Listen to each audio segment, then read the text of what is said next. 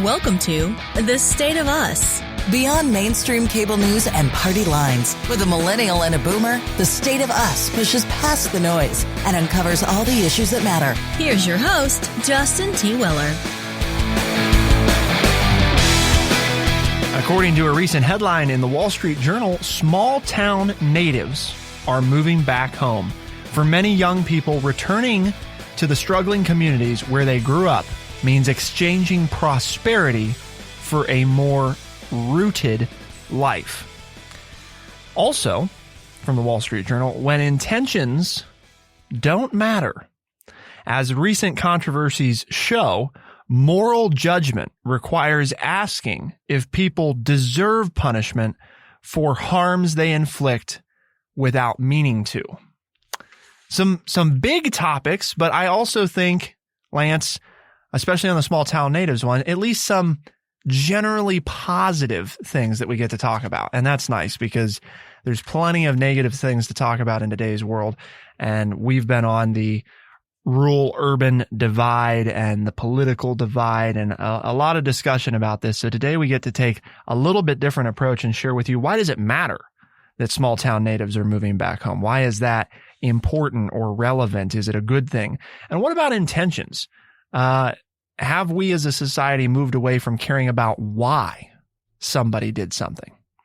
Big questions, lots to talk about, but of course we could not begin a conversation on the geopolitical climate of the country and intentions and whether or not they matter without. True Chat senior historian and an educator of more than 30 years. Here is your friendly redneck liberal, Lance Jackson. Well, it's always good to see where young people want to return home.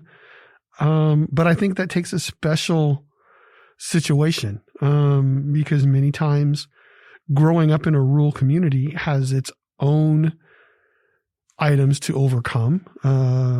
Basically, you have to get used to everybody knowing your business. Even if they don't, they think they know. And so there are a lot of things to overcome, but it is good because typically if these people have moved away, they've been successful and they're going to bring skills back to their small town where you hope that they will be accepted and will be able to do some of the good things that they have learned to do. So the word of the day is going to be intention, intention, a noun, the act or determination to do a specified thing or act in a specified manner. Well, and let us know, are you living in your hometown? Or if you're from the big city, are you living in your home neighborhood? Or would you ever consider going back? Or are you glad that you left? I mean, let's hear what, this is an article about people who have decided to come back home, but most don't. So, where are you and why are you where you are? Over the past few years, a growing number of Americans have been moving back to the small towns and rural communities they were once encouraged to leave. Thanks in part to the COVID-19 pandemic. Listen to this, Lance. 52% of adults ages 18 to 29 lived with their parents in 2020. Not a good thing. Can I say that again? 52%. Oh, I've been reading it. Of adults. I'm just really 18 to 29. I just don't think that's a good idea. Yeah. One of every two 18 to 29-year-olds is living with their parents in 2020. The largest share since the Great Depression, according to the Pew Research Center. Meanwhile, Census Bureau data indicates that large metro areas have seen declining growth, in some instances population losses since 2010. So growth is slowing, right, since 2010 in major metros, and in some cases actually declining. So you've got it's a weird landscape because there's several things contributing to this, right? Now, the article contends, Lance, that the main reason is some of these young people are looking for roots, right? They want to feel grounded, might be another way to say it, or connected. And I think the pandemic probably has highlighted, especially probably for a lot of those 18 to 29-year-olds, which we know are single, and are not married or maybe not even living with somebody else, I'd imagine it'd be pretty hard to have to be in isolation, when everything shuts down, and when you rely on being able to go out for the social interaction component or go to work, and now you don't get to do that anymore. So I'm sure some of it has been pushed along by that. The interesting component, though, is what about before the pandemic? Why was this happening, right? And that's where you get back to the looking for purpose, feeling disconnected. We've had some pretty nasty presidential elections lately. So I don't know. I think there's a lot of things going into it, I guess would be my feeling. And there's probably some of the housing component too. I'm going to digress for a second though, because I think part of the problem is you pointed out two things there as I heard. And the main one was, well, it's hard. And so I got to go back to mom and dad. Well, my daughters did that. They're single. They're a little bit outside of that age group. They're 29 and, well, just turned 29. So 28 and 32 while this was going on. And they lived alone during the pandemic. They weren't necessarily, they were isolated socially for part of it. I mean, one had to go to work because they're a healthcare. Another one taught online, then taught in hybrid, and now is teaching back in person. But they did that. And you're right. It's hard. But whoever told these people, these 18 to 29-year-olds, that life's not hard? Is that is that a failing? That's my point. Well, I need to go do this because it's hard out here. Whoever told you it wasn't going to be hard? Why are we running back home because things are challenging? I have a real problem with that. And again, 48% of you did not. So, right. So good for you. And I understand that there's a comfort level there, but I don't remember anybody telling me when I grew up that this was going to be easy, that I was prepared for the hardships of life and that I would work through it and I would come out on the other side as a better individual and a better person. Now we tend to run and say, oh my gosh, I'm not prepared. This is hard. Somebody help me. I don't remember that talk when I was growing up, and I don't remember giving that talk to my children. I think it's two different things that have collided, because I do think part of what you're hinting at is our participation trophy society, where things are supposed to, I don't know if supposed to is the right word, but things are going to be good, right? I mean, that's the outlook. So I think there's the component of the feeling that, everything should be okay. But then there's this other side of it too that I think is important to mention of, there's a disconnect right now. There's an unfortunate collision of the participation trophy society with also maybe my parents told me that it might not be easy out there, but that if I get through the adversity, then things will be better on the other side. And I think what a lot of the young people are running into is what you and I have talked about before on the show, which is they're running into, well, but not really. I made it to the other side. I made it through the adversity and I proved that I can do that to myself, which is one thing. But from an economic standpoint, what I saw is my parents worked hard and they pushed through it. And yeah, they did all that personal growth, but they were also rewarded for it financially, economically. And I'm not finding those things in the same way, substantially less. But I'm more saying to the point that I get tired of listening to the national media say, oh, we've never seen things this hard before. And it's like, why? Because you're only 35? Did you not study history? Do you not know of the Great Depression? Do you not know of the sacrifices that people made in World War II? How oh my gosh, we're putting our lives on hold. People didn't put their lives on hold when their spouses or boyfriends or whatever went away to fight in Germany or in Asia for 3-4 years at a time. Did they not put their lives on hold when they quit school because they had to go to work to bring home enough money so that the family could eat? Did they not put their lives on hold to go work in a munitions factory so that they could make enough weapons and ammunition so that the United States would not be taken over by countries that wanted to annihilate us. Oh, this is the worst it's ever been. Really? And I'm not saying it's been easy. You know, I mean, I've been isolated for about 14 months. Yes, it was nice to have Zoom and all that kind of stuff, but that got old after about 2 or 3 months. You know, really? For the most you part, got 2 or 3 months out of it before it got old? Well, yeah, as far as Zooming with my children and my family and everything else, you know what I'm saying? It was, in your phone, what I'm trying to explain is we had it easier. And then we sit here and say, oh, this is the toughest time ever in the history of the world. I'm sick of that. I'm sick of that attitude. And I think that's part of the problem that we have here. Now, I will grant you, because my oldest daughter and I talk all the time of the economic standpoint that you brought up. And that's real. You know, that there isn't the economic reward on the other side like there was for me. And I used to fight that and not believe it, but I've looked at the numbers and the numbers are real. But I'm just not talking about that. I'm talking about this overall and more of not individuals, but society listening to the talking heads say, this is the hardest time ever, and buying it and saying, oh my gosh, here's why I'm having all these troubles, because nobody's ever had these troubles before. Cultural mindset. We came through, and yes, we lost people and things were tough and things were hard, but doggone it, whoever told you things weren't going to be difficult in your life?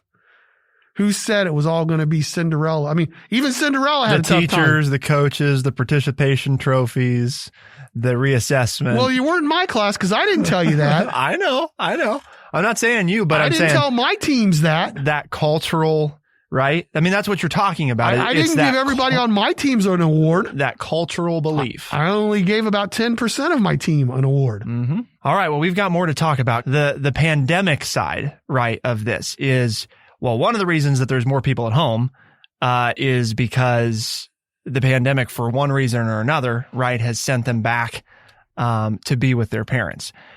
So that's one reason that you see an influx into small towns. But what about the non-pandemic related reasons? What is occurring, and is it a good thing? Because I think part of what you're hearing here is a definitive that it's probably bad if they're moving back because, it's too hard. Now, some of that is legitimate, right? And from the economic side, some of it is a cultural thing. And so in that 50%, we have to break down why is that, what different percentages. But let's move away from the pandemic related reasons and talk about what about the 48%, right, that have moved back that aren't necessarily living with their parents. Why have they opted to do that? We've got more to talk about. Keep it here on The State of Us, and we'll be right back.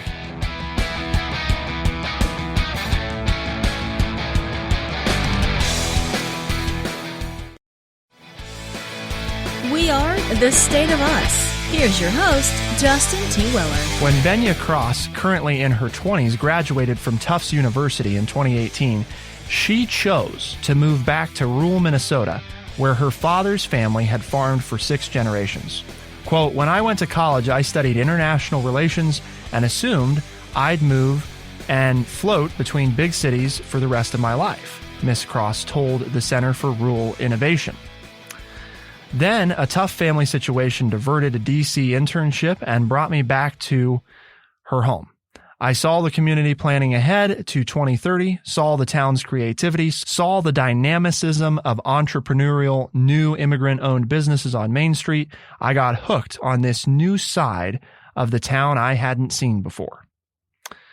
Inspired by her experience, she co-founded Lead for America, an organization that helps other, quote, hometown fellows return to a place they know and love and work to build up their community's civic institutions over the course of a 2-year placement program. With the help of Lead for America, fellows find work in local government or with community nonprofits in counties, towns, and cities, quote, where the challenges are outpacing the resources available. Lance, this is one it's an organization that's an example of something that I think we should be excited about, because it's some of what you and I have been talking about, right, for years. Is one of the growing issues in the country is the divide between urban and rural. And there's a lot of things that go into that, right? Not the least of which is our politicians' rhetoric, but a huge part of that is small towns, rural communities losing a large percentage of their young people who then go live in cities. And so some of the dynamicism, there's a submitted word of the day at some point for us. Yep. Some of that, right, is being lost. The diversity is leaving. And so part of what's happening is rural America in many places isn't actually as diverse as it once was, which is hard to believe that we're saying that, but that's part of what's happening, right? And not just diversity in terms of, the color of your skin or your socioeconomic background, but also just your political beliefs, your life experience, some of those things as well. So it's great to see that there's organizations like this and young people that are saying, no, maybe, as it's quoted here, right? The challenges are outpacing the resources available. So you have a couple options. You can reduce the challenges or you can increase the resources available. And I think ultimately, obviously, a good solution does both, right? Increase the resources available, more young talent, more active people that want to volunteer and be part of their community, but also hopefully reduce some of the challenges that make the resources so scarce in the first place. Well, this has been going on for 150 years in America. Urban versus rural, and leaving the farm and going to the city to work in the factories, and, seeing the skyscrapers and falling in love and all of the choices and all of the opportunities you have. Or you can just stay back on the farm and raise hogs and steer and grow some corn and wheat and get married to the person down the road and then just do it all over again, just like mom and dad and grandma and grandpa. Oh, wow. Who wants to do that? But I think what's important here is it sustainable? Is this a trend like in the 60s? Oh, we're all going to go back to nature because, the world is a bad place because of nuclear annihilation in the world, and, peace, love, and happiness and commune with nature. Or is it something that we're going to see young people do because it's a pushback? And, my pendulum theory of history, I don't know if you remember that from class, that we've all tried the urban life. I say we all, but, the majority Society. of us live on the coast. And we found out that, what? It's great, but it's not all it's cracked up to be. There are a lot of things that we're missing out on, and that our children are missing out on, and that I'm missing out on, my family's missing out on, and I need to go back to my roots.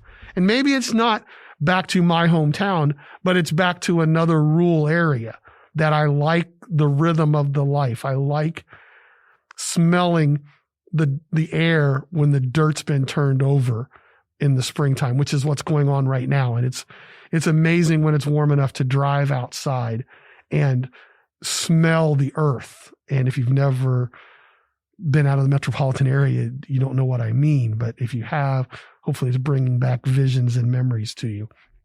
And right now we've just gone through some rain, and I look outside on my 2 acres and it's like everything's greening up and everything's blooming. And a month ago it was dark and it was just nasty, and tree limbs and, brown grass and brown everywhere you look. Gray and brown, and now I look and every tree's popping with colors, and the flowers are coming through, and the green is everywhere. And it's like, yeah, there's that rejuvenation of life. It's like it's springtime. And I've lived in the big city. I spent my junior high through college days in a big city. And when I got the opportunity, I didn't go back to my hometown, but I came to another rural area and because I liked that rhythm of life, and I think to me, that's sustainable. I think to bring people back home like that young lady is wonderful, but I think that's an outlier. But I think to talk to young people about going back to a similar community where they were reared is a possibility. and is sustainable. And let's expand right a little bit too. And not just people that were raised in that type of community, but what about people that weren't, right?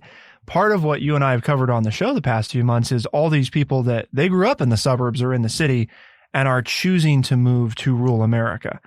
And I think that's just as important, right, as the people that grew up there. But to make it sustainable, they better do their homework because there are things about that are different living here that are different. I mean, it's like you told the story of me. I do not like Walmart at all, but if I'm not willing to drive 45 minutes, then you better be willing. I have to go to Walmart and get something. Right. So, or if you're not going to grow it yourself, or if you're not going to make it yourself, or, and those that's a big trend. And that's fine. And that's fine. But don't come to a small rural area and say, not be prepared. How come there's no Yiddish bakery here? I mean, there's one on every corner what of my thing to pull out. Yiddish bakery. Well, that's because where I grew up in Columbus, there were Yiddish bakeries, and it's almost lunchtime here. Oh, you're getting hungry. Transparency, I'm getting hungry. Yes. But here's the other point on sustainability that you mentioned that I think is critical for people to understand is part of what I do think's changing is you talked about, for 150 years, we've been going through this ebb and flow and this struggle, right, that rural America is facing when this country was born, that's basically what the country was rural. I mean, yes, there were cities, but that was the minority. Most people were farmers. Most people either owned their own farm or worked on somebody else's farm. That's what this country did, because that's pretty much most of what there was to do. So there wasn't a lot of other choices. Now, one of the things, though, that I think is a marked difference from the past 150 years is we're finally reaching a place, and it looks like we're probably going to get some additional investment in the infrastructure of rural communities. And we're seeing big Fortune 500 companies rethinking how they want to approach the workforce and say, maybe forcing everybody to come to the same place all the time. Not only is it difficult because it costs us a lot of money, right? Office space is expensive, but also it's expensive to our workers. And maybe they'll be happier if they don't have to do that and they don't have to pay so much for housing and on and on and on, right? And a happy worker will be a more productive worker. Exactly. So it costs less, right? Because you can live cheaper. You'll probably be happier, which is better for you and the company. So everybody wins. The biggest obstacles, I think, Lance, are going to be, several things. One, I think it's going to be a policy issue, right? Of will there be enough young people to make some of the changes that they're going to want in local governments in order to enable the progress that they're going to need to make it a sustainable vision, right? Because you can have all the federal investment in infrastructure you want, but if your local community's leadership isn't committed to embracing new ideas, it's awfully difficult, no matter how much money you throw at it, to change the vibe, right? I hate to just use that word because I know it's a whatever, but that's what it is, right? The feeling of an area that doesn't just change just because we throw money at it. There has to be, I think, a conscious decision that we want to be a place that's going to respect a certain way of life while also understanding that to survive, we're going to have to make adaptations to it, both from a physical infrastructure standpoint, but also just from a mindset standpoint. And so I think it's exciting that this is taking place. I think there's a lot of challenges that are still happening. But I think, as you and I have talked about, it also it potentially can fix a lot of challenges that we're facing. It has the opportunity, if enough people do this, to break down some of the partisan barriers that exist. It also has the opportunity to break down some of the socioeconomic divide that's occurring, in part because of the housing situation in the country. And it has the opportunity to revive, I think, an important part of the economy, which is our rural communities. We got all this land and all these people are living, in very small portions of our total geographic area as a nation. So there's all these things that could be great, but there's also a lot of big hurdles to get to that point. So Yep. Need to make people aware so that changes will occur that you're talking about. encouraging that we're seeing some of this. And so why do intentions mattering? What does that have to do with any of this? Well, we think they might be in some ways connected. And to find out why we think that is, you'll have to keep it here on The State of Us. And we'll be right back.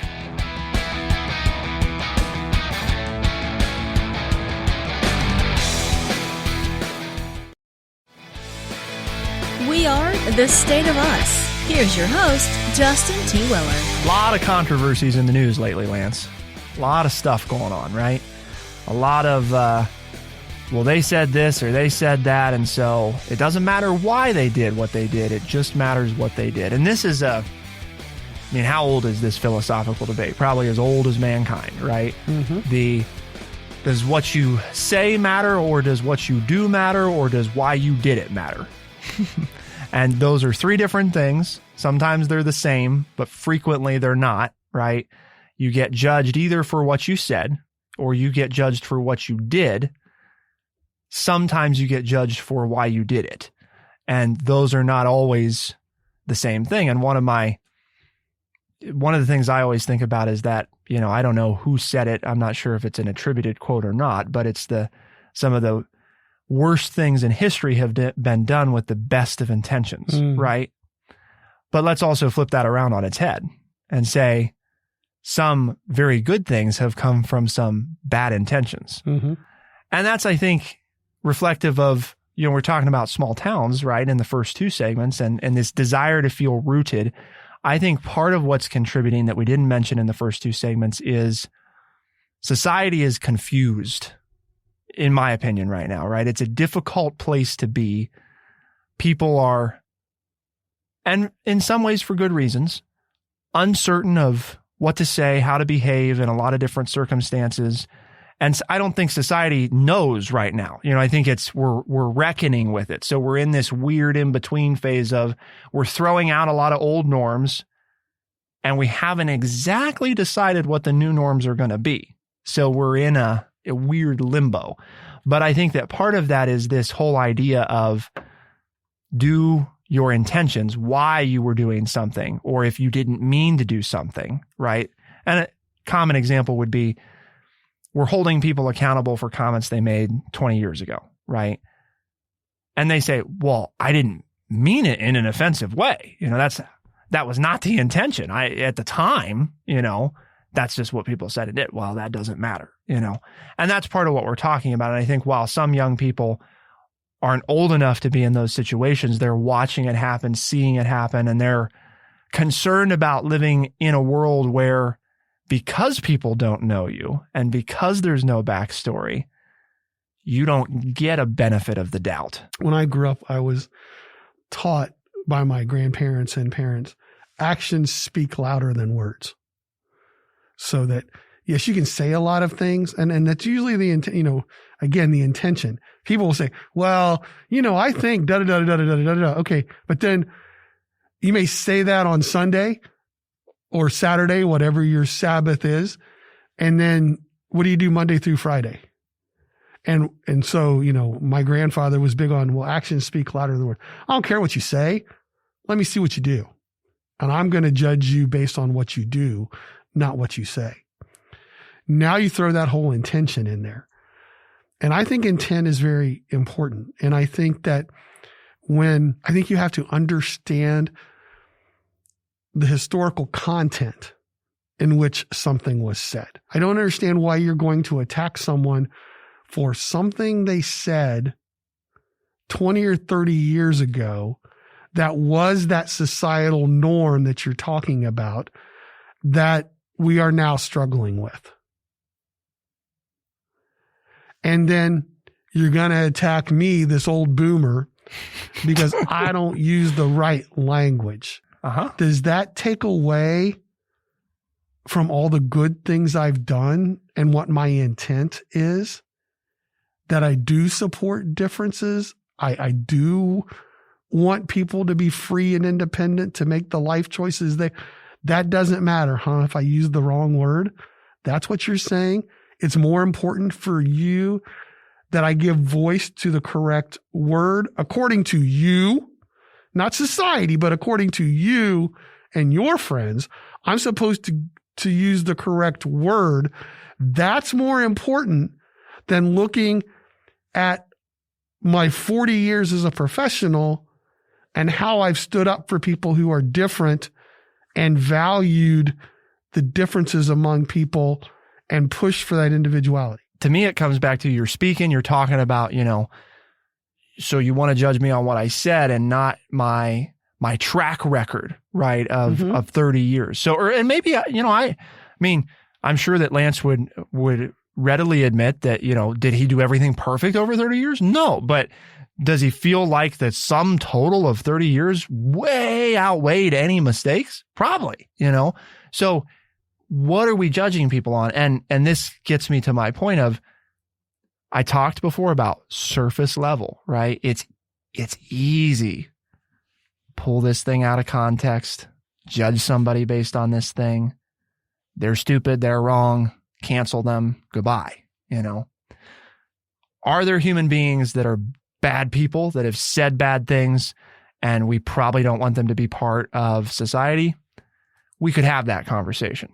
I also think there's people that it's a questionable why we have canceled them. Why have we cut them out? Why have we said that their intentions and their actions over their life have no meaning? All of it's for naught because you messed up this one time. You said this thing you shouldn't have said, which sometimes is, I was talking to you before the show about, it probably wouldn't be, appropriate for me to readily talk about Native Americans or Indians as red men today, right? That would probably be considered offensive by many. And I wouldn't use it because I don't want to be offensive. At the same time, I'm reading a book that I think by many accounts is trying to do something very good that has that in the title, right? And you say, well, we can't read that because... But it's a scholarly work from the 40s and 50s. Right. And they readily address that this is not the proper way to address these people, but this is what's going on now. So that's the term I'm going to use, but please get past that. And this is what I'm really trying to say. And they do all of that in the foreword. But if you would just put that title, if somebody would reprint that book today, it would all come out. Well, you wouldn't even reprint it. Right. Right. Because you're afraid of the repercussions, even though exactly there are some valuable insights in this scholarly work that you're reading. Fascinating item the other day. I was watching a piece on rare books, and in the early 1900s, late 1800s, early 1900s, it was common for swastikas to be imprinted on the covers of particular series of books. And it wasn't a German thing. It's because the swastika, when not tilted to the side, used to be a symbol of good luck. That's what it was internationally.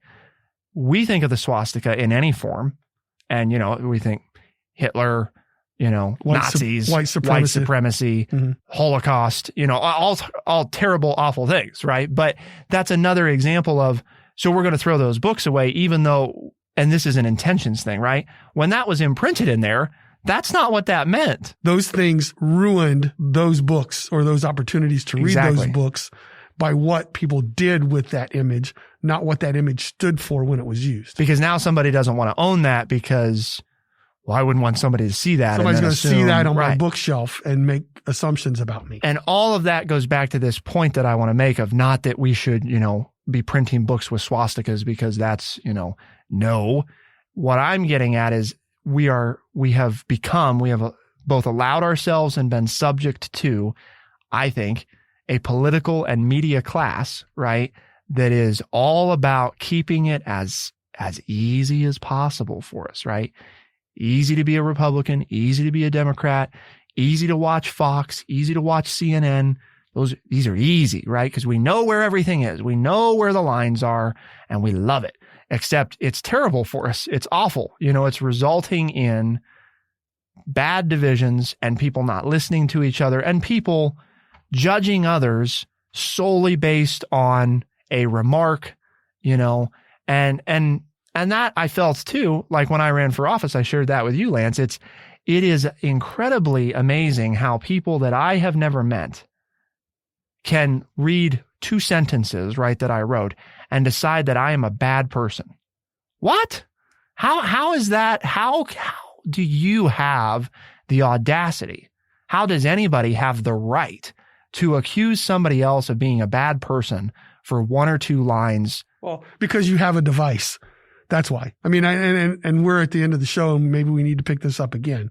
But very simply, that's where I see the problem coming from, is just because you own a device that allows you to type something in or say something and hit send doesn't mean you should. Because I'm only one life, and that's totally different than how I started my life. And so I still think we're learning how to deal with that. That just because you have a phone or a device and you have an app that allows you to share your thoughts doesn't mean you should. But we haven't come to that conclusion as a society yet, because as you pointed out earlier in this segment, we're still grappling with the fallout of having these devices and having the ability to do that. So therefore, we're still struggling as a society with what's the proper way to use these devices and to use these apps. And so we're in the middle of this process, trying to figure out what we should be doing with it, because it is a little bit of an example of a Pandora's box. We've thrown it open without realizing the negativity it could bring. And now we're dealing with that negativity and trying to figure out, okay, what's the best way to harness this and get mostly good out of it and limit the bad. Tune in next time. It's not easy to take intentions to an account, and no, that shouldn't absolve people, right, of doing bad things. But I think we'd all be better off if we took a little bit more time before we reacted and we thought about, why did somebody do what they did, right? And that's not easy to do, but that's not what we're here to do, right? This show's not about doing the easy stuff. It's about doing the right stuff. And that's what we try to do. I don't know if we get it done, but people can tell us if we don't get it done. They can send us an email, podcast@thestateofus.org. What are we trying to get done, Lance? What's our mission? The mission here at True Chat is to educate people by providing honest, open, and respectful conversations. And that's what we try to do on every show, and we appreciate you listening. And we also hope that you're sharing that idea with other people and the ideas that are discussed on this show. And if you do, and they want to find out, they'd like to start listening for themselves, tell them they can find our show on Spotify, Overcast, Stitcher, Apple Podcast, and everywhere podcasts are found. The State of Us is both a syndicated radio program and a podcast. New episodes Tuesdays and Thursdays by 4 a.m. Eastern Time for the podcast. Hear the syndicated radio show in select talk markets around the country on the weekends. For The State of Us on True Chat in Urbana, Ohio, I'm Justin T. Weller. I'm Lance Jackson. Special thanks to our producer, Bradley Butch. Thank you all for tuning in. We'll see you next time. Be the change.